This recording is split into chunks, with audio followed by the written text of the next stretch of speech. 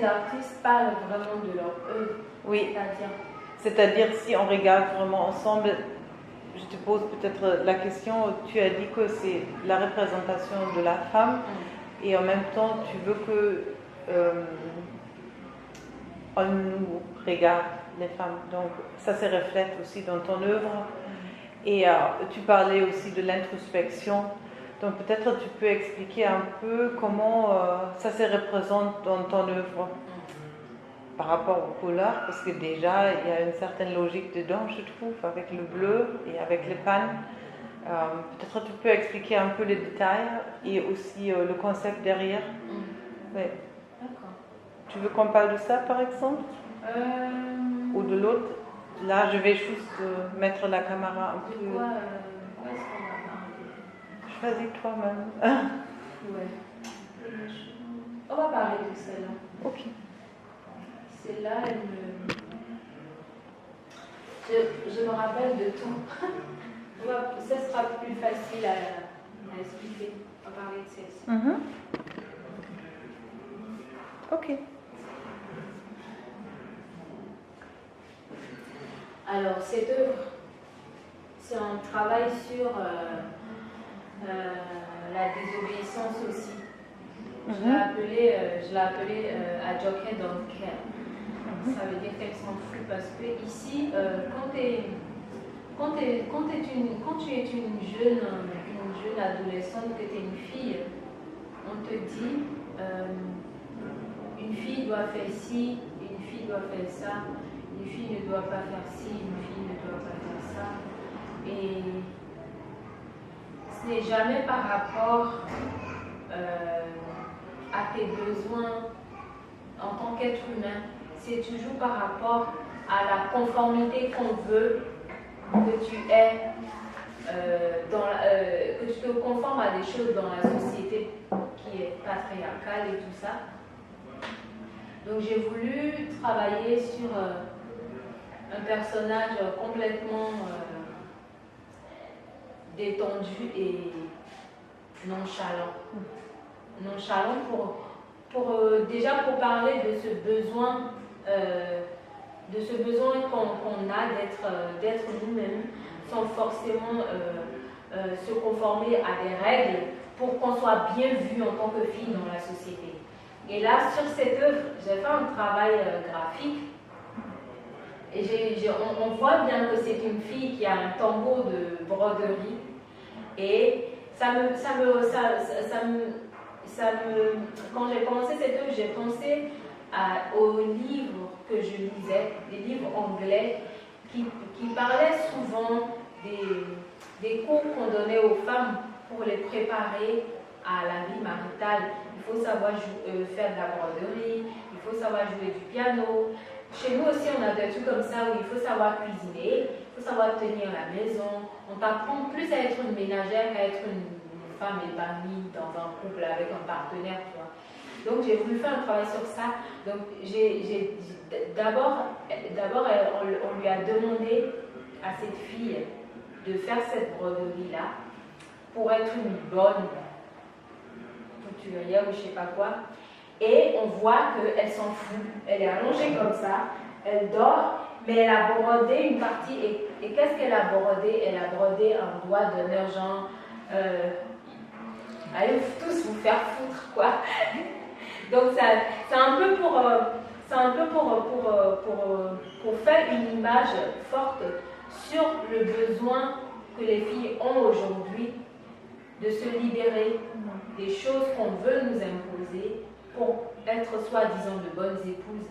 Si tu n'aimes pas faire la broderie, ne le fais pas. On n'a pas à t'imposer de faire la broderie. Et ça, c'est pas parce qu'on impose aux gens ici à faire de la broderie, c'est juste un exemple pour schématiser le problème que j'ai utilisé ça. Sinon, ici, souvent, ce qu'on t'impose à faire, c'est de savoir, t'es plus une bonne qu'autre chose. T'es plus une ménagère qu'autre chose. T'es pas vraiment en partenariat avec la personne qui va partager sa vie. Tu es venu pour le servir. Et moi, je trouve que c'est horrible. C'est déshumanisant.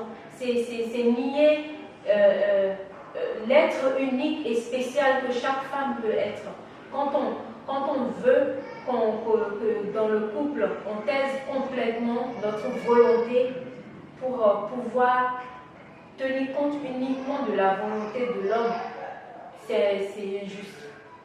C'est nier ce qu'on peut être et ce qu'on veut être.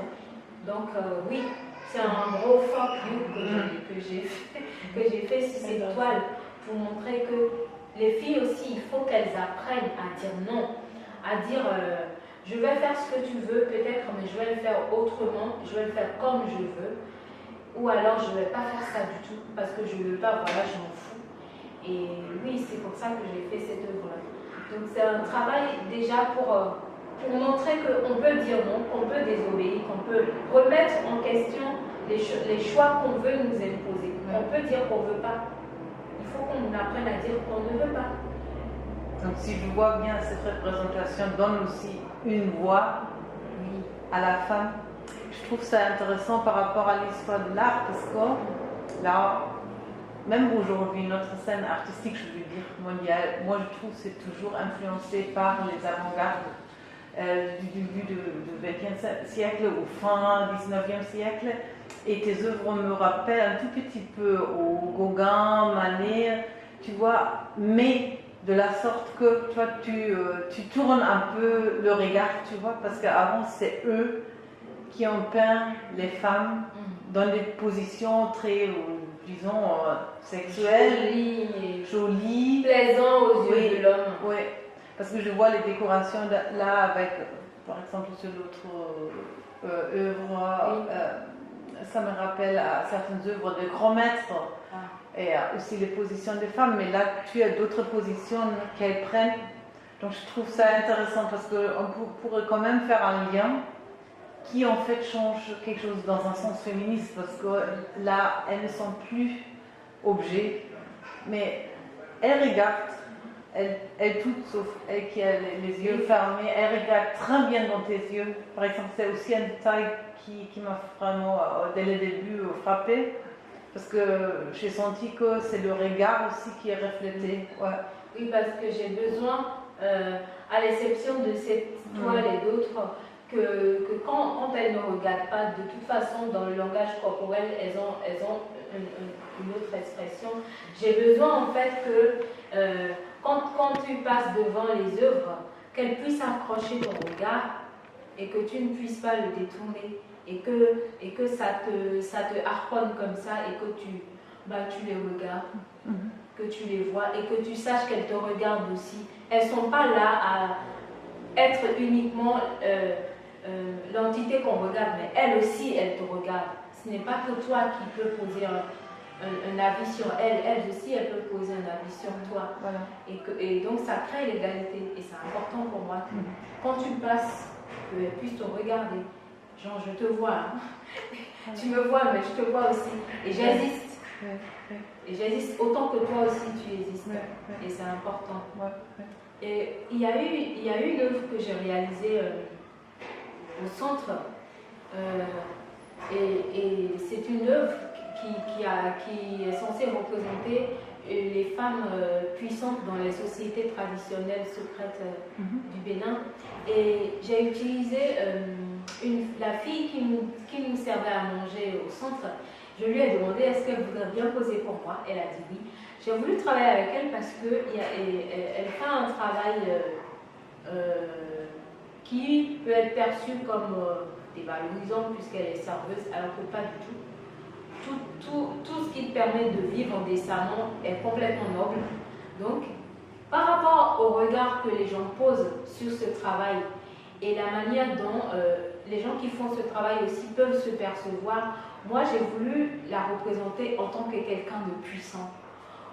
Et quand j'ai fini l'œuvre et que je lui ai dit est-ce que tu le vois, elle a vu, elle a dit oh, mais c'est moi, mais c'est pas moi. Mais c'est moi quand même. J'ai dit oui, mais pourquoi tu t'es dit mais je suis différente là. J'ai l'air d'être au contrôle, d'être important, d'être quelqu'un. Je dis mais tu es quelqu'un. Et c'est en ça que la question de la représentation est aussi importante pour les filles, qu'elles puissent se voir dans d'autres situations, qu'elles puissent se rendre compte qu'il y a d'autres possibilités et qu'on peut être ce qu'on veut. on peut être plein de puissance et comme on peut ne pas l'être et tout le temps être quelqu'un qui en vale la peine. Vous voyez? Donc c'est en ça que le regard que nous-mêmes en tant que filles on peut porter sur nous-mêmes a besoin d'être repensé, d'être retravaillé. Et donc ce n'est pas qu'un travail à l'endroit d'une catégorie de personnes ou de la population, c'est pour nous-mêmes, pour les filles et aussi pour les autres. Pour qu'on se voit et pour qu'on nous voit différemment. C'est un peu ça. Oui. Et les paniers que tu leur peins, est-ce que ça a une signification spéciale? Ils sont très colorés. Oui. Alors moi, je peins en bleu parce que déjà je travaille sur la peau noire et on sait qu'il n'y a pas de peau noire standard. Il y a toutes les nuances de peau noire possibles qui existent. Et donc la couleur bleue me permet de les représenter toutes de la même manière. Mais surtout, j'ai commencé à peindre en bleu pour des questions physiologiques. Les autres couleurs me font mal aux yeux. Et le bleu, moi, ça m'agresse pas. Mes yeux ne sont pas fatigués. Pour moi, c'est facile. Je n'ai pas des problèmes visuels après. Contrairement aux autres couleurs, quand je les utilise, qui sont hyper agressifs. Et aussi, c'est une couleur qui m'apaise et je ne sais pas toujours complètement pourquoi est-ce que j'ai choisi de peindre en bleu au début, mais je commence à comprendre. Ça a aussi un côté spirituel et tout. Maintenant, j'ai décidé d'apporter des touches de couleurs. Maintenant, c'est plus que des touches, hein, il y a beaucoup de couleurs, mais pour servir le bleu. Les couleurs sont là pour accompagner, pour amener un propos et pour servir la couleur bleue. Ce n'est pas elle l'important. L'important là, c'est le bleu. Le bleu de la peau, le bleu de l'environnement et tout. Et pour ce qui est des tissus, comme il faut habiller ses corps dans ces postures, j'ai décidé de les habiller de tissus africains. Et dans beaucoup de pagnes africains, on a des messages, on a des significations. Et principalement, là, j'ai développé dernièrement un travail sur le tissu adiré.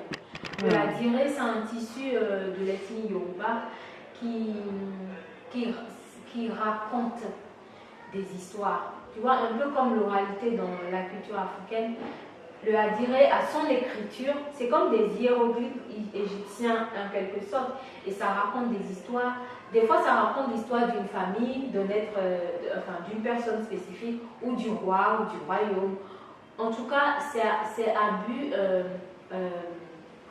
storytelling. C'est du storytelling, ces tissus-là. Donc, comme c'est de mon ethnie et que moi j'aime beaucoup, et je suis en train aussi, j'ai continué, je n'ai pas fini, je fais des recherches sur ces tissus-là, leur signification, la manière de les utiliser, de construire les phrases et les discours avec, que maintenant je réinterprète et je raconte l'histoire des fois de la personne qui est peinte ou du propos qui doit être parlé. Et comme c'est toujours moi ce qui m'intéresse, c'est la question de la femme et de la liberté et de la vie de la femme, c'est souvent ce que ça raconte. Donc j'utilise ce tissu pour... déjà, je ne l'utilise pas tel quel, je le réinterprète, j'insère dedans des éléments modernes qui n'existaient pas avant. Et de toute façon, ces tissus aussi évoluent avec les époques. Il y a de nouveaux motifs qui sont créés pour s'adapter. Donc c'est un peu ce que je fais. Très bien. Tu sais qu'il y a même chez nous au département, on a eu une étudiante qui a fait son doctorat sur l'adiré. Ah, et c'est en anglais, si tu veux, je peux te... Ah oui, j'aimerais. Je n'ai pas le PDF, mais la prochaine fois que je viens, je vais te donner une copie si ça t'intéresse. Si, ça elle est restée longtemps au Nigeria. Ah, cool. Oui, donc je connais à peu près l'histoire d'Adiré et les évolutions parce que oui, c'était vraiment intéressant, c'est ce qu'elle a fait. Ouais. Ah oui, c'est bien. Ouais, ouais. Mais il n'y a pas que le attiré, parce qu'au Bénin, dans l'histoire des tissus traditionnels, il y a aussi les tissus qui sont connotés. Par exemple, les Amazones de Dahomey portent un tissu donné, les rois portent un tissu donné, les femmes de la cour royale portent un tissu donné. Et tout ça, ça a des significations. Et moi, dans mon travail, je vais, avec le temps, utiliser de plus en plus ces tissus connotés dans mon travail pour appuyer mon propos, pour construire le personnage, en plus de la posture, du regard, de l'environnement, pour créer un univers précis et un propos précis. Après, tout le monde peut ne pas comprendre, mais au moins la posture et le regard, c'est universel. Et ça, tout le monde peut percevoir, tout le monde peut faire une lecture d'un corps, de la position de ce corps, du visage, des mi-sourires, de les yeux et tout ça, de la tête, tout le monde. On n'a pas besoin de comprendre les spécificités pour comprendre la posture d'un corps et d'un regard qui te dit je te déteste ou je te vois ou je viens, ce genre de choses. Donc oui, c'est un peu ça. Ok, ok. On s'arrête ici, tu veux, ou tu as encore... parce que je ne veux pas te faire parler aussi longtemps si tu as... Alors, je ne sais pas si tu as d'autres questions, mais... Mais j'ai beaucoup de questions, mais je crois qu'on peut aussi les discuter après, tu vois. Parce que là, oui, je te